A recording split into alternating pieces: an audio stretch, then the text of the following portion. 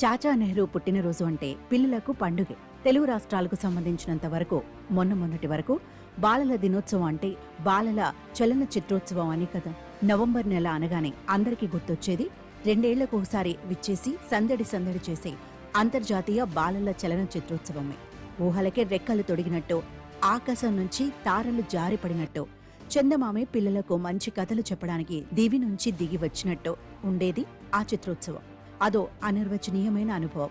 ఎన్నెన్ని అద్భుతమైన చిత్రాలు, ఎన్నెన్ని కళాఖండాలు, వాటిని తనివితీరా చూసి మనసారా ఆస్వాదించి మనవాళ్లు ఎంతగా తాదాత్మ్యం చెందారు. ఎన్నెన్ని ఉత్తేజపూరితమైన చిత్రాలు చూసి పిల్లలు ఎంతగా ఆశ్చర్యచకితులయ్యారు.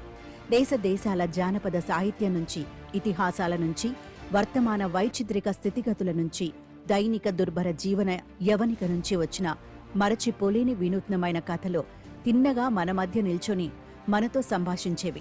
ఎక్కడెక్కడో ప్రాణం పోసుకుని పరుగులు తీసుకుంటూ పరోపకారి పాపన్న వంటి పాత్రలు మన కోసమే అరుదించినట్టు ఉండేవి.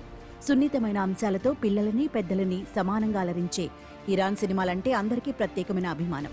ఎన్నెన్ని తీయని అనుభవాలు. పిల్లలతో పాటు కవులు, కళాకారులు, చిత్రకారులు, పాత్రికేయులు, సినిమా విమర్శకులు, దర్శక నిర్మాతలు, నటీనటులు, ఎందరో ఔత్సాహిక కళాకారులు ఈ హైదరాబాద్ చలన చిత్రోత్సవంలో చురుకుగా పాల్గొనేవారు. దేశవ్యాప్తంగా వందల సంఖ్యలో పిల్లలు బిరబిర గలగల ఉత్సాహం ఉరకలెత్తగా వచ్చి ఈ చిత్రోత్సవంలో పాల్గొనేవాళ్లు. ప్రపంచవ్యాప్తంగా సృజనాత్మకతకు ప్రతీకలుగా వచ్చిన ఆ చిత్రాలతో ఆ మధ్య వరకు మిలమిలా మెరిసిపోయిన హైదరాబాద్ వెండితెరలు కొన్నేళ్లుగా వెలవెలపోతున్నాయి. అంతమందిని మైమరిపించిన ఆ చిత్రోత్సవాలు ఇప్పుడు ఏమైపోయాయి? హైదరాబాద్ చిత్రోత్సవం అంటేనే అదో భావోద్వేగం. ఆ పరిస్థితి ఇప్పుడు లేదు. అంతటా నిస్తేజం. బంగారు, వెండి ఏనుగులతో ఉత్తమ చిత్రాలను గుర్తించి గౌరవించిన మన చలన చిత్రోత్సవం ఇప్పుడు ఏకంగా చిరునామా లేకుండా పోయింది. ఎందుకీ దైన్యస్థితి?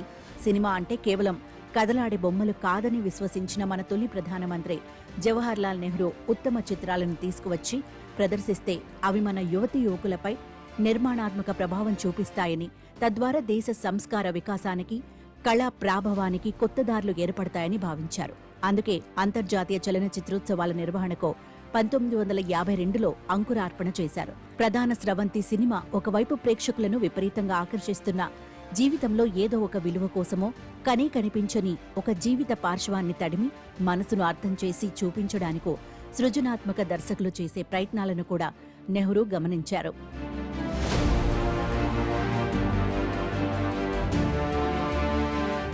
అటువంటి చలనచిత్రాల దర్శక నిర్మాతలను ప్రోత్సహించడానికి జాతీయ స్థాయిలో సినిమా పురస్కారాలను కూడా ఏర్పాటు చేశారు. ఉత్తమ చలనచిత్రాల నిర్మాణం కోసం ముందుకు వచ్చే దర్శకులకు సాయంగా ఉంటుందని Nehru national film development corporation కి కూడా నెహ్రూ శ్రీకారం చుట్టారు.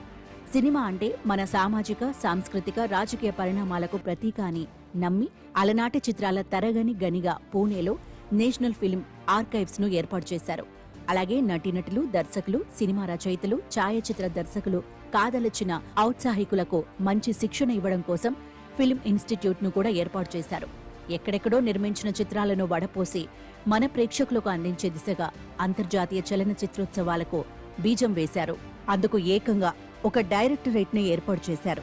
ఆ పరంపరలోనే పిల్లల కోసం అంటూ ముంబై కేంద్రంగా ఒక ఫిల్మ్ సొసైటీ ఏర్పాటైంది. ఈ సొసైటీ నిర్వహణలో పిల్లల కోసం ఉత్తమ చిత్రాల ప్రదర్శన కూడా మొదలైంది. కొన్ని నిర్వహణ లోపాలు ఎదురుకావడంతో వాటికి పరిష్కారంగా 2005లో నాటి కేంద్ర సమాచార శాఖ మంత్రి జైపాల్ రెడ్డి హైదరాబాద్ నగరాన్ని బాలల చలన చిత్రోత్సవాలకు శాశ్వత వేదికగా ప్రకటించారు. ఇందుకు రాష్ట్ర ప్రభుత్వం స్థలం కేటాయిస్తే చిత్రోత్సవాల సమయంలో సినిమా ప్రదర్శనలకు వీలుగా ఆధునిక సాంకేతిక పరిజ్ఞానంతో శాశ్వత థియేటర్లు నిర్మిస్తామన్నారు. చిత్రోత్సవాలు లేని సమయంలో అక్కడే అలనాటి ఆణిముత్యాలు అన్నతగిన తెలుగు, హిందీ పాత చిత్రాల ప్రదర్శనకు ఈ థియేటర్లను వినియోగించుకోవచ్చు.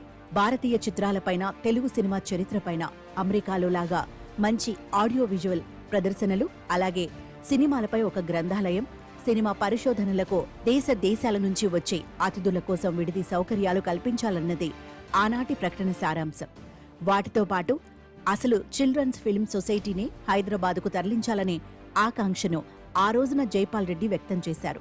అందుకు వెంటనే సానుకూలంగా స్పందించిన నాటి ముఖ్యమంత్రి doctor YS Rajasekhar Reddy Hyderabad film నగర్లో 15 ఎకరాల స్థలాన్ని మంజూరు చేశారు. శాశ్వత భవనాలు సిద్ధమయ్యేలోపు హైదరాబాద్ నడిబొడ్డున కల ఐమాక్స్, తదితర ముఖ్యమైన థియేటర్లలో చిత్రోత్సవాల సమయంలో మిగిలిన చిత్రాల ప్రదర్శనలు ఆపి చిత్రోత్సవాల సినిమాల ప్రదర్శనలకు కేటాయించాలని కూడా నిర్ణయించారు. ఆ దిశగా కొన్ని మంచి అడుగులు పడ్డాయి. సమాచార పౌర సంబంధాల శాఖ కమిషనర్ హోదాలో డాక్టర్ కెవి రమణ హైదరాబాద్లోని ముఖ్యమైన థియేటర్ల యాజమాన్యాన్ని ఒప్పించి బాలల చిత్రోత్సవాలను అద్వితీయంగా నిర్వహించారు. సినిమాలు చూడడానికి ఎక్కడెక్కడి నుంచో వచ్చే బాల ప్రతినిధులకు విడిది సౌకర్యాలతో పాటు ఐమాక్స్ కి విచ్చేసే వారందరికీ భోజన సదుపాయాలు కూడా ఏర్పాటు చేసేవారు. అంతకుముందు ఎన్టీఆర్ ముఖ్యమంత్రిగా ఉన్న సమయంలో అద్భుతంగా నిర్వహించిన అంతర్జాతీయ చలన చిత్రోత్సవాలే ఈ బాలల చిత్రోత్సవ నిర్వహణకు స్ఫూర్తి. ఇప్పటికీ అంతర్జాతీయ చలన చిత్రోత్సవాలలో ఆతిథ్యం అంటే హైదరాబాదే అగ్రతాంబూలం అని ఎంతో అభిమానంతో గుర్తు చేసుకుంటారు.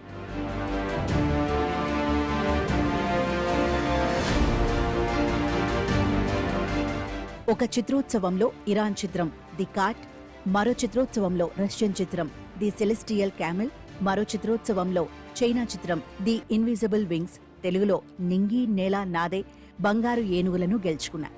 ఈ చిత్రాలను చూసిన వారు ఇప్పటికీ వాటిని మర్చిపోలేరు. తెలంగాణ సంస్కృతిని విదేశీ ప్రతినిధులకు పరిచయం చేయడానికి 2017లో జరిగిన 20వ బాలల చలన చిత్రోత్సవంలో మన పిల్లలు ఐమాక్స్లో ప్రత్యేకంగా బతుకమ్మ ఆడారు. విదేశీ ప్రతినిధులు కూడా ఆ ఆటపాటల్లో పిల్లలతో కలిసిపోయారు. అదో పెద్ద సంబురం. అప్పటి వరకు అంతా బాగానే ఉంది. 2019లో 21వ బాలల చలన చిత్రోత్సవం జరగవలసి ఉంది, కానీ జరగలేదు. 2020లో ఆ చిత్రోత్సవం జరుగుతుందని అన్నారు, జరగలేదు. 2021లో కోవిడ్ విలయంతో దేశం మొత్తం ఒక నిశ్చల చిత్రంగా మారిపోయింది.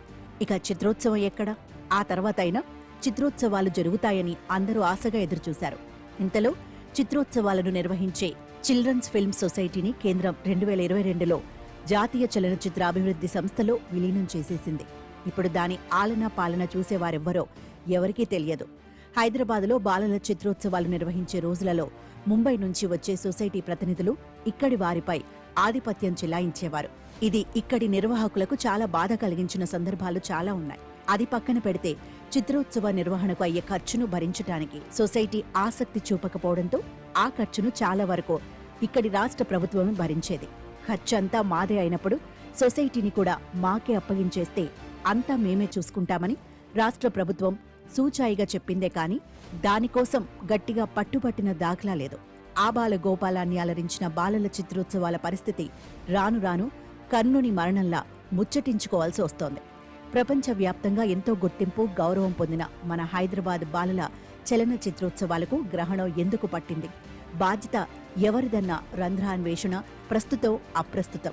ముఖ్యమంత్రి రేవంత్ రెడ్డి నాయకత్వంలో తెలంగాణ ప్రభుత్వం మూలపడిన పాత ఫైళ్ల దుమ్ము దులిపింది.